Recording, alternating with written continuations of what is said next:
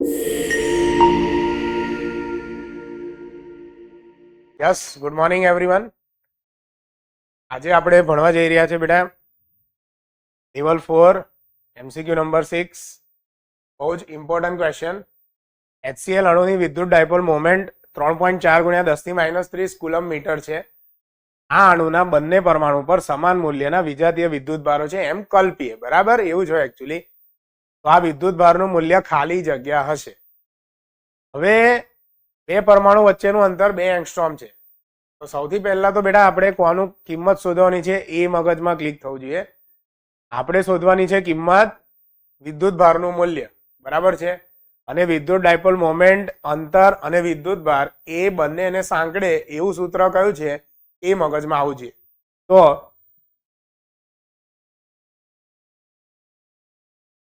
Formula થશે બેટા P = Q / 2A.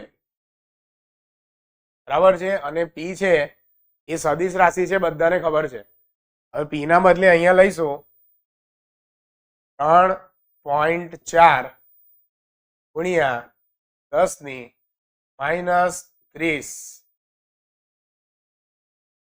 Equal to Q into 2A ના બદલે આવશે 2 એંગસ્ટ્રોમ. તો એમાં આપણે લખીશું 2 × 10⁻⁻10. ઓકે બેટા. હવે આપણે Q ની કિંમત શોધવાની છે, એને સૂત્ર કરતા બનાવીએ. Let's see. તો Q ને આપણે સૂત્ર કરતા બનાવ્યો તો 3.4 ગુણ્યા 10⁻³ ભાગ્યા 2 ગુણ્યા 10⁻10. 2 ગુણ્યા 10⁻10. હવે બેટા આની અંદર આપણે બેઝિક સાદરૂપ આપવાનું બાકી રહ્યું છે. એની અંદર આપણે જોઈ શકાય છે 3.4 / 2 1.7, એટલે આપણને જવાબ મળશે અહીંયા 1.7 ગુણ્યા 10⁻10 ઉપર આવે તો +10 અને -30 + 10 એટલે કે -20. બરાબર, કુલમ. યસ, આપણો જવાબ આવી ગયો છે બેટા ઓપ્શન નંબર ડી. તો right answer is option number D.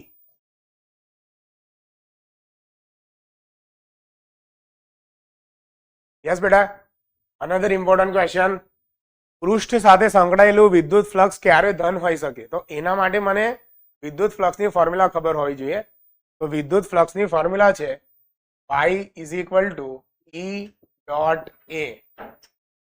જ્યાં બેટા ડોટ પ્રોડક્ટ લાગે તો એની અંદર આપણે cos θ યુઝ કરવો પડે, રાઈટ? તો અહીંયા આપણે cos θ યુઝ કરીશું તો એ મળશે E.A cos θ.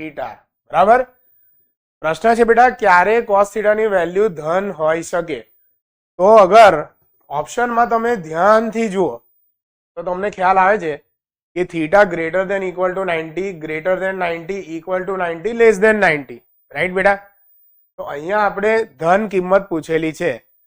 તો હંમેશા ત્રિકોણમિતિના પ્રથમ ચરણની અંદર બધા જ ટ્રિગ્નોમેટ્રિક રેશિયો પોઝિટિવ હોય છે. તો એના માટે આપણે શું કરીશું? હવે ઓપ્શનની અંદર ચેક કરો તો કોસની વેલ્યુ ધ્યાન ક્યારે હોઈ શકે? 0 થી લઈને 90 સુધી. એક્ઝેક્ટ 90 હોય તો પણ ના ચાલે બેટા. અહીંયા આપણો ઓપ્શન આવશે θ < 90°. તો આની વેલ્યુ ધન આવશે, રાઈટ? એટલે આની અંદર આપણે કરીશું θ < 90°. And yes dear students, right answer મળી ગયો છે ઓપ્શન નંબર ડી. બરાબર છે? તો right answer is option D. હજુ તમારે વધારે ડિટેલમાં એનાલાઇઝ કરવું હોય કે કેવી રીતના આનો જવાબ આવ્યો, શું થયું, તો એના માટે આપણી એપ ડાઉનલોડ કરો. Okay, yes everyone. બે બિંદુવત વિદ્યુત ભારો વચ્ચે લાગતું બળ F છે. હવે દરેક પરનો વિદ્યુત ભાર બમણો કરવામાં આવે અને તેમની વચ્ચેનું અંતર તે જ રાખવામાં આવે તો તેમની વચ્ચે લાગતું બળ. તો આના માટે બેટા આપણે એક કામ કરીશું, F ને સબ્જેક્ટ બનાવીશું. તો F = KQ1 Q2 / R². બરાબર, આ બેઝિક ફોર્મ્યુલા આવશે. હવે આપણાને પૂછ્યું શું છે? દરેક પરનો વિદ્યુતભાર બમણો કરવામાં આવે એટલે કે Q1 ને 2Q1 કર્યો, Q2 ને 2Q2 કર્યો, તો જે નવું બળ મળશે એની કિંમત હશે F dash is equal to K 2Q1 into 2Q2 on R square. અંતર એટલું જ રાખ્યું છે બેટા, ખાલી વિદ્યુતભારો આપણે બમણા કર્યા છે એટલે એના ઉપર ખાસ ફોકસ. નાવ હવે 2 2 4 4 times A Q1 Q2 upon R square, right બેટા? અને K Q1 Q2 upon R square ની કિંમત તો આપણને ખબર જ છે, એ હતી F, એટલે અહીંયા જે નવું બળ મળશે તે આવશે 4 times F. Yes my dear students, ઓપ્શનમાં તમે જોઈ શકો છો right answer is option number B, એટલે આપણો સાચો જવાબ છે ઓપ્શન બી.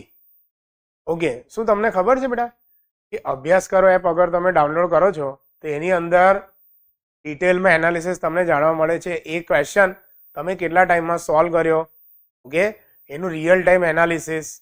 તો અત્યારે તમે ડાઉનલોડ કરો અભ્યાસ કરો app. Yes everyone, very important question. બે બિંદુવત વિદ્યુતભારો વચ્ચેનું વિદ્યુતીય બળ 200 ન્યૂટન છે. હવે જો કોઈ એક વિદ્યુતભારનું મૂલ્ય 10% વધારવામાં આવે અને બીજાનું મૂલ્ય 10% ઘટાડવામાં આવે તો તેટલા જ અંતરે રહેલા બંને વિદ્યુતભારો વચ્ચે લાગતું વિદ્યુત બળ ખાલી જગ્યા હશે. હવે તમને દરેકને બેટા પ્રશ્ન થતો હશે કે સર આ તમે કેવો પ્રશ્ન પૂછ્યો કે એક બાજુ તમે કહો છો કે 10% વધારો અને બીજું બાજુ તમે કહો છો કે 10% ઘટાડો, તો એનું એ જ ના રહે? ના બેટા ના રહે. કેમ ના રહે? Let's see. સૌથી પહેલા આપણે કિંમત મૂકવી પડે F is equal two 200 newton. Okay, હવે ક્વેશ્ચન અન્ડરસ્ટેન્ડ કરો. તો એમાં કીધું છે કે એક વિદ્યુતભારનું મૂલ્ય 10% વધારવામાં આવે, એટલે કે કોઈ એક વિદ્યુતભાર સ્ટાર્ટિંગમાં Q1 હોય એના 10% વધારે બેટા આપણા બધાને ખબર છે કે કોઈ પણ એક વસ્તુ સ્ટાર્ટિંગમાં 100% હોય, બરાબર છે? તેના 10% વધારો એટલે Q1 પ્લસ 10% ને બેટા નંબરમાં ફેરવવા પડે એટલે એ મળે 10 ડિવાઈડ બાય 100 Q1. ઓકે, તો 0 0 કટ 0.1 એટલે જવાબ આપણને મળશે. એલસીએમ લઈ લઈએ વધારે ઈઝી પડશે. 100 નો આપણે Q1 જોડે ગુણાકાર કરતા અને 10 સરવાળો કરતા 100 વત્તા 10 110 ભાગ્યા 100 એટલે કે 110 ભાગ્યા 100 Q1, રાઈટ બેટા? એકદમ બેઝિક. બીજા પ્રશ્નમાં કીધું છે કે બીજા વિદ્યુતભારનું મૂલ્ય 10% ઘટાડવામાં આવે. ઓકે, તો હવે જો વિદ્યુતભારનું મૂલ્ય 10% ઘટાડવામાં આવે તો ઘટાડો પણ બેટા હંમેશા 100 માંથી જ કરવાનો છે, that we know very well. તો આનામાં આપણે કરીશું 10 divided by 100 Q2 is equal to 100 minus 10. 100 minus 10 કેટલા આવશે? 90. તો આ આપણે લેવું પડશે 90 divided by 100 Q2, right? Okay, હવે આ કિંમત આપણને નવા સિચ્યુએશન પ્રમાણે મળી. Let's put original formula. Original સૂત્ર શું હતું? F is equal to K Q1 Q2 upon R square. K Q1 Q2 upon R square. આની અંદર બેટા બીજું કશું જ નથી કરવાનું, Q1 અને Q2 ની કિંમતો આપણે મૂકવાની છે. તો K અપોન R સ્ક્વેર એટલું ને એટલું Q1 ના બદલે 110 ભાગ્યા 100 ટુ Q1, Q2 ના બદલે 90 ભાગ્યા 100 two Q2.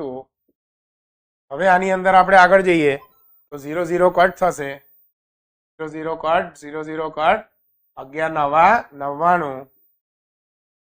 Okay, 99 divided by 100 into K Q1 Q2 upon R square. K Q1 Q2 upon R square.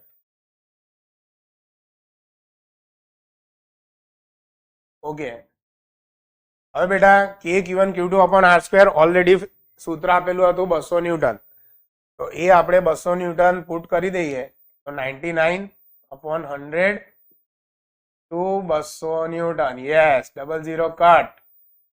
Vote is 99 2 198. તો આપણને જવાબ મળશે 198 ન્યૂટન. બરાબર બેટા? And right answer is option number C. Yes, right answer is option number C. Yes everyone. 8 માઇક્રોકુલમ અને -2 માઇક્રોકુલમ જેટલો વિદ્યુત ભાર ધરાવતા બે કણો વચ્ચેનું અંતર 10 સેન્ટીમીટર છે. કોઈ ત્રીજા વિદ્યુત ભારને કયા બિંદુ પર મૂકીએ તો પરિણામી બળ 0 થાય. બરાબર? તો આની અંદર પહેલા બેટા સંપાતીપણાનો સિદ્ધાંત તરત મગજમાં આવવો જોઈએ. સૌથી પહેલા તો 8 માઇક્રોકુલમ અને -2 માઇક્રોકુલમ બંને વચ્ચેનું અંતર છે 10 સેન્ટીમીટર. હવે કીધું છે કોઈ ત્રીજાને કયા બિંદુ પર મૂકીએ તો પરિણામી બળ 0 થાય. તો અહીંયાથી સપોઝ નથી ખબર, let it be small q r જેટલું અંતર.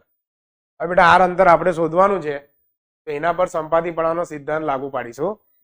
તો F1 is equal to K Q1 Q2 upon R square. Basic formula લખી કાઢીએ તો K into Q to -2 into 10⁻⁻6. Most important point બેટા, અંતરની વાત કરીએ તો અંતર આપણે અહીંયા R લીધું છે એટલે કે R સ્ક્વેર. રાઈટ? નાઉ F2 ને આપણે સબ્જેક્ટ બનાવીએ તો F2 is equal to K Q into 8 માઇક્રોકુલમ એટલે કે 8 into 10⁻⁻6 upon R plus 10 centimetre, ને સેન્ટીમીટરને આપણે મીટરમાં કન્વર્ટ કરવું પડે તો R plus 0.1 whole square. Right? હવે આપણે એક જ કામ કરવાનું છે, બે બળોનો એડિશન 0 સાથે સરખામણી કરવાની છે.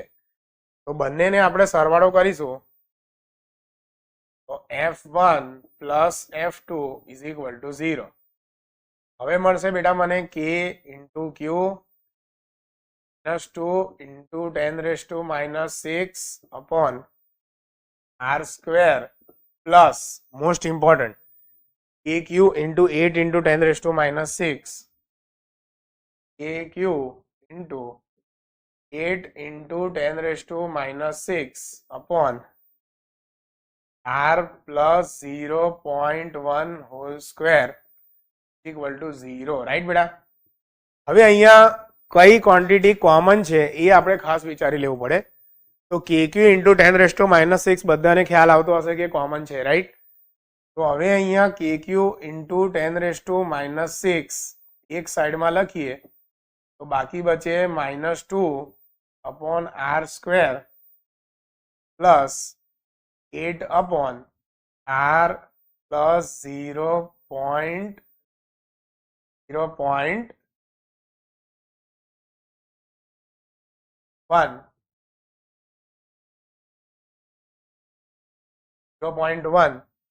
Whole square equal to 0. Most important બેટા, 0 upon anything will be 0. Right? તો આ આખી ટર્મ નીચે જતી રહેશે, 0 અપોન એનીથિંગ વિલ બી 0. તો હવે બાકી શું બચ્યું? Let's C.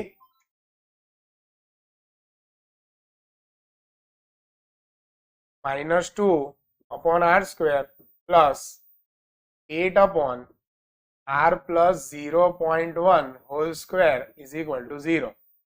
હવે આપણે અહીંયા R ને સૂત્ર કરતા બનાવીશું બેટા. તો 8 upon R plus 0.1 whole square equal to 2 upon R square. Okay? હવે 8 upon 2 is equal two R plus 0.1 whole square upon R square. Right બેટા? હવે આપણે એનું વર્ગમૂળ કાઢવું પડશે. તો એના માટે